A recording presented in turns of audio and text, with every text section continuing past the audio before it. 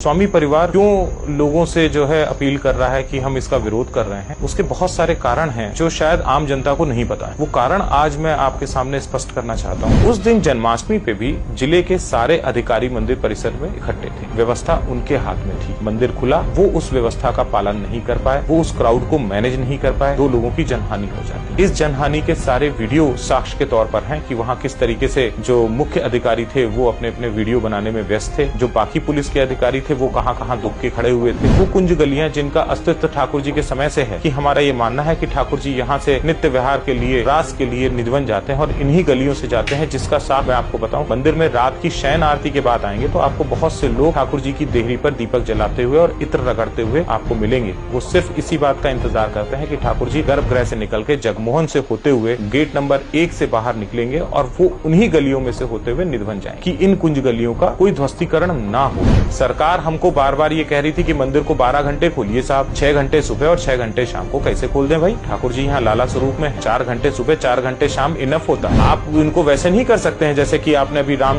जन्मभूमि में भी कर दिया कि भीड़ ज्यादा है तो 24 घंटे मंदिर खोलिए, जिस पर भी जो है चंपत राय जी की तरफ से ये शायद बयान आ गया था कि भाई लाला को जो है, रामलला को आराम का समय नहीं मिल रहा है, इसलिए दर्शनों के समय को थोड़ा सा कम किया जाएगा। हमने एक निर्णय लिया पूरे समाज ने कि भाई ऐसा करते हैं कि सरकार को सिर्फ पैसा चाहिए और मंदिर चाहिए। हम इनको बिल्कुल दे देते हैं कि आप पैसा भी ले लीजिए, हमारा मंदिर भी ले लीजिए, हमारा ठीक है, हमारे घर मकान भी चाहिए वो भी ले लीजिए, बाकी लोगों के घर मकान ना तोड़िए। हम यहाँ से ठाकुर जी को लेकर के, क्योंकि ठाकुर जी हमारी निधि है, स्वामी हरदास जी महाराज से प्राप्त हमारी पर्सनल निधि, प्राइवेट निधि, इस पर कोई व्यक्ति बाहरी अधिकार नहीं जता सकता। हमारे पूर्वज भी जो हैं अपने इस निधि को लेकर के 13 साल उन्होंने मेहनत करी और मेहनत करने के बाद में खुद अपने हाथों से पत्थर ढोए हैं, मांग मांग के पत्थर लेकर आए हैं और तब इस मंदिर का निर्माण कराया गया है। तो हम फिर से उसकी पुनरावृत्ति कर सकते हैं। जिस भी राज्य में हमको इस तरीके की शरण मिलेगी, क्योंकि पुराने समय में तो राजा महाराजा ही शरण देते थे, अब तो मुख्यमंत्री शरण देंगे। तो मेरी आवाज जो है जिस भी मुख्यमंत्री तक पहुंचेगी, अगर वो हमसे संपर्क करेंगे तो हम पूरे परिवार समेत ठाकुर जी को यहाँ से लेकर के जाएंगे, पुनः मंदिर बनाएंगे और वहां पर जो है ठाकुर जी को विराज करेंगे। बिहारी जी की, मेरा नाम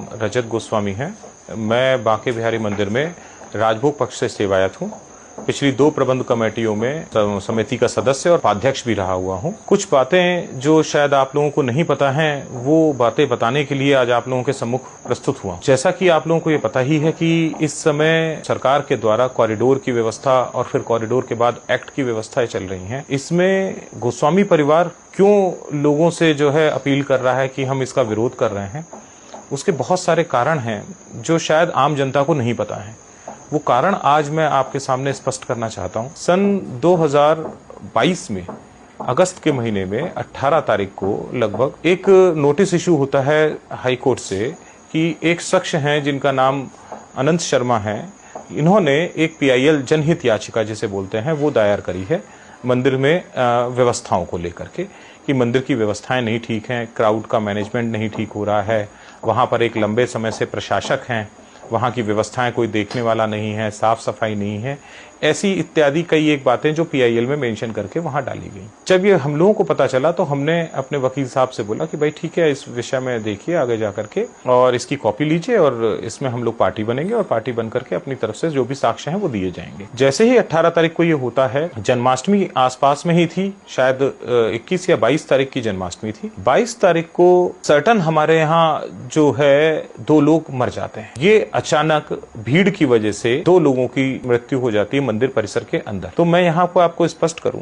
कि चाहे प्रबंध कमेटी हो या सिविल जज जूनियर डिवीजन साहब, पिछले लगभग 30-35 साल से लगातार जब से भीड़ बढ़ना शुरू हुई है तब से ठाकुर जी के जितने भी विशेष उत्सव होते हैं उस पर सिविल जज महोदय या प्रबंध कमेटी की तरफ से प्रशासन के सभी अधिकारी, जिसमें कि DM साहब, SSP साहब, SP सिटी, कोतवाल साहब, मुख्य चिकित्सा अधिकारी, इन सबको एक नोटिस भेजा जाता है कि साहब हमारे यहाँ इस दिन का ये उत्सव है, बहुत भीड़ की आशंका है, किसी तरीके की जनहानि ना हो तो उस दिन की व्यवस्था आप अपने हिसाब से देखें। ये इस तरीके की और उनकी एक स्वीकृति मिलती है जिसके साक्ष्य सारे मेरे पास में हैं। उस दिन जन्माष्टमी पे भी जिले के सारे अधिकारी मंदिर परिसर में इकट्ठे थे। व्यवस्था उनके हाथ में थी, इसमें मंदिर के गोस्वामियों का कोई दोष नहीं था। मंदिर खुला, वो उस व्यवस्था का पालन नहीं कर पाए, वो उस क्राउड को मैनेज नहीं कर पाए, उनकी वजह से ये व्यवस्था इस तरीके की हो गई कि 2 लोगों की जनहानि हो जाती। इस जनहानि के सारे वीडियो साक्ष्य के तौर पर हैं कि वहाँ किस तरीके से जो मुख्य अधिकारी थे वो अपने अपने वीडियो बनाने में व्यस्त थे। जो बाकी पुलिस के अधिकारी थे वो कहां कहां दुब के खड़े हुए थे। यदि वहां पर गोस्वामी समाज ना होता तो मंदिर में और भी ज्यादा जनहानि होने की संभावनाएं बन सकती थी। लेकिन यहां पर एक चीज बड़ी इंपॉर्टेंट है कि कैसे 18 तारीख को एक PIL होती है और 22 तारीख को सर्टन हमारे यहाँ 2 लोग मर जाते हैं जिसमें जिले के सारे अधिकारी होते हैं। ये एक प्रश्न चिन्ह है। इस प्रश्न चिन्ह को हमने अपने इम्प्लीमेंट एप्लीकेशन के अंदर, पार्टी बनने की एप्लीकेशन के साथ में, सारे साक्ष्यों के साथ में गोस्वामी समाज के एक समुदाय ने बाकायदा पार्टी बनने की एप्लीकेशन के साथ पेश किया गया। लेकिन जैसे ही इस पर बहस हुई तो इस बारे में तो कोई चर्चा ही नहीं हुई और सीधे ये व्यवस्थाएं शुरू कर दी गई कि नहीं साहब, यहाँ तो कॉरिडोर बनना चाहिए और कॉरिडोर बनना चाहिए। जबकि PIL के अंदर कॉरिडोर का कोई जिक्र ही नहीं था कि किसी तरीके की कॉरिडोर की आवश्यकता है या नहीं है। यहां से ये प्रोसेस कॉरिडोर का शुरू हो जाता है। हम उसमें विरोध करते रहे कि साहब कॉरिडोर की आवश्यकता नहीं है, यहाँ क्राउड मैनेजमेंट है। अंतोगत्ता ये लिटिगेशन जो है लगभग 1.5 साल तक चलता रहा। यहाँ पर हमारे ही समाज के और भी लोगों ने उनमें कुछ सुझाव दिए कि भाई हमारे ठाकुर जी चल हैं, यदि आप किसी भी ब्रजवासी का घर मकान ना तोड़िए। देखिए, जो ब्रजवासी आसपास रह रहे हैं उसमें गोस्वामी समाज तो है ही है, साथ के बहुत से ऐसे लोग हैं जो पुष्ट दर पुष्ट चलते चले आ रहे हैं। 300 साल से, 400 साल से, 500 साल से उन्हीं घरों में, मकानों में रह रहे हैं। मंदिर जिस समय स्थापित हुआ था उसी समय से रहते चले आ रहे हैं। आप उन मकानों को तोड़ना चाहते हैं, उनके सेंटिमेंट्स के साथ में खिलवाड़ करना चाहते हैं। साथ ही साथ वो कुंज गलियां जिनका अस्तित्व ठाकुर जी के समय से है, और ये हमारा अधिकार है, ये हमारी आस्था है कि हमारा ये मानना है कि ठाकुर जी यहाँ से नित्य विहार के लिए और रास के लिए निधवन जाते हैं और इन्हीं गलियों से जाते हैं। जिसका साक्ष्य मैं आपको बताऊं कि अगर आप आज के समय भी मंदिर के प्रांगण में आएं या मंदिर में रात की शयन आरती के बाद आएंगे तो आपको बहुत से लोग ठाकुर जी की देहरी पर दीपक जलाते हुए और इत्र रगड़ते हुए आपको मिलेंगे। वो सिर्फ इसी बात का इंतजार करते हैं कि ठाकुर जी अपने गर्भगृह से निकल के जगमोहन से होते हुए गेट नंबर 1 से बाहर निकलेंगे और वो उन्हीं गलियों में से होते हुए निधवन जाएंगे। ये भाव है एक कि इन कुंज गलियों का कोई ध्वस्तीकरण ना हो। अब बात आ जाती है कॉरिडोर को लेकर के कि भाई कॉरिडोर का सबसे बड़ा कारण जो बन रहा है वो सिर्फ है क्राउड, जिसको कि मैनेज करना है कि कितनी ही पब्लिक इन गलियों में से होती हुई मंदिर प्रांगण में है। मंदिर में दर्शनों के व्यू का दिक्कत है, ये हम एडमिट करते हैं।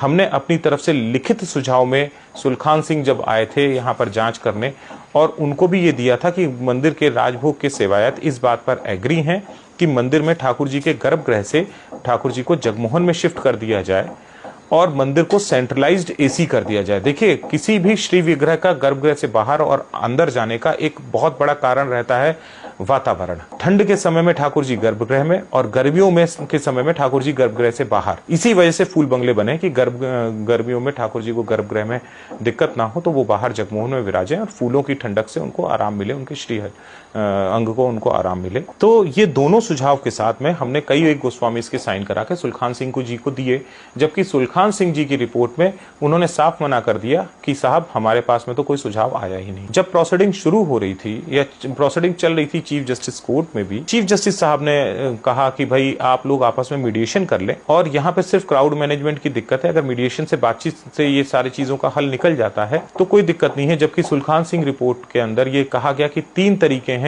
मंदिर की व्यवस्थाओं को संभालने में, जिसमें से अंतिम तरीका था कॉरिडोर। बात यहाँ पर आ जाती है कि आगे के जो 2 तरीके थे वो तो सरकार ने किसी से बात करने उचित ही नहीं समझा। जो सरकारी वकील थे उन्होंने साफ साफ मना कर दिया। सरकार के तरफ से बड़े वकील जो होते हैं, advocate general, additional advocate general, chief standing council, तीनों लोग हमारे विपक्ष में खड़े होते हैं और जब कोर्ट उनसे कहती कि आप मीडिएशन करो तो वो साफ मना कर देते। ऑन रिकॉर्ड हमने अपनी तरफ से ये भी सुझाव दिया कि साहब सरकार कॉरिडोर बनाने के चक्कर में किसी के घर मकानों को जो है दुकानों को ना तोड़े, आप हमें सरकारी जमीन कहीं पे भी वृंदावन में दे दीजिए, हम उसे परचेज कर लेते हैं और कुछ समय के अंदर वापस एक नया मंदिर का निर्माण करा लेते हैं जहां ठाकुर जी को शिफ्ट कर दिया जाएगा। क्योंकि ये पूर्व में भी इतिहास है कि ठाकुर जी हमारे चल विग्रह हैं और औरंगजेब के समय जिस समय वो आक्रांता था तो 6-7 जगह ठाकुर जी ने अपना स्थान बदला और लौट करके जब वो सबसे आखिरी में यहाँ पर जहां पर आज ठाकुर जी विराजमान है बिहारीपुरा में, यहाँ पर आकर के स्थापित हुए। इतनी भी व्यवस्था करने के लिए हम तैयार हैं, लेकिन इस पर भी सरकार के सरकारी वकीलों ने साफ साफ मना कर दिया, नहीं साहब मंदिर तो यहीं रहेगा, कॉरिडोर यहीं बनेगा। क्यों बनेगा उसका कोई कारण नहीं था। ये कोई राम जन्मभूमि या कृष्ण जन्मभूमि नहीं है कि मंदिर यहीं बनेगा। ये ठाकुर जी बांके बिहारी जी हैं जो कुंज में विराजते हैं, ये कुंज बिहारी लाल है। इनको सघन चीज जो है वो बहुत पसंद है, वो उसी सघनता में रहना भी चाहते हैं, इसलिए यहाँ पर इतना सब चीजें नैरो बनी हुई हैं। अगर आप निधिवन राज में भी जाकर के देखेंगे तो वहां कुंज लता पता के बीच में ही ठाकुर जी विराजते हैं, उनके लिए कोई खुली व्यवस्था नहीं कर रखी है किसी ने भी, वो उसी में ही प्रसन्न है। लेकिन अब अगर हम सरकार को ये कहते हैं कि भाई ठीक है, आप जो है कॉरिडोर का निर्माण जब आपको बहुत आवश्यकता पड़े तब करिए, नहीं तो आप इसमें केवल और केवल क्राउड मैनेजमेंट की बात ही कि जो इस समय जहां पर ये PIL चल रही थी लेटेस्ट में, वहां पे भी यही बात हो रही थी कि क्राउड को मैनेज कीजिए, क्राउड को मैनेज कीजिए। सरकार उन सब चीजों में विफल हो गई, ना तो उन्होंने किसी से बात करना उचित समझा, ना क्राउड को मैनेज करना शुरू किया। इसका कारण फिर बनते बनते और एक ऑर्डर हो गया कि भाई जिसके अंदर कॉरिडोर के लिए स्वीकृति दे दी गई लेकिन धन के लिए स्वीकृति नहीं दी गई। और ये तरीका भी ठीक था कि भाई अगर आपको कॉरिडोर ही बनाना है तो मंदिर का पैसा क्यों चाहिए, आप अपने स्तर से बनाइए कॉरिडोर। अब बात आ जाती है कि सरकार की तरफ से पक्ष ये रखा गया कि साहब मंदिर के पैसे से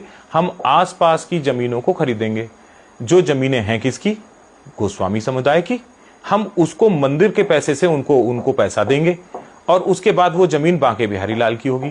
साहब अगर ये जरूरत महसूस होती तो आपको मंदिर को कोष को लेने की आवश्यकता नहीं पड़ेगी, हम ये पैसा लेंगे भी नहीं, हम ऐसे ही मंदिर को दान दे देंगे अपनी संपत्तियों को कि भाई ठीक है आपको मंदिर चौड़ा करना है और हम दान देते हैं और अपना मंदिर चौड़ा कर लिया जाएगा। लेकिन यहां जो चल रहा है वो सिर्फ और सिर्फ पैसे को लेकर के सारा खेल चल रहा है।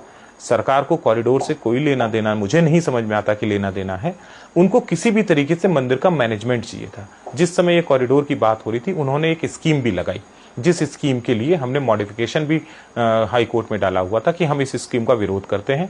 इस स्कीम से हमारे सारे पुश्तैनी अधिकार एवं जो हमको संवैधानिक अधिकार है उनका भी हनन हो रहा है।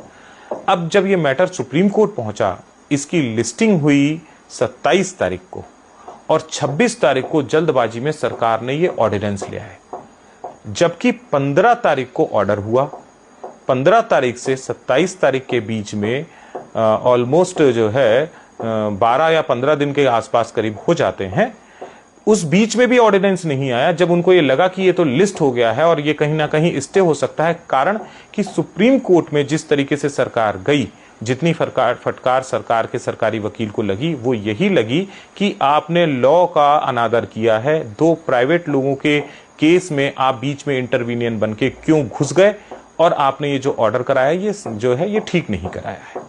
बेसिकली ये पूरा मैटर गोवर्धन से संबंधित था, जिसमें ये पैसा रिलीज करने की बात हुई और रिलीज करने के बाद जब हम इसमें पेश हुए तो इन्होंने ऑर्डिनेंस लिया है। अब ये ऑर्डिनेंस का भी हम पुरजोर तरीके से विरोध करते हैं।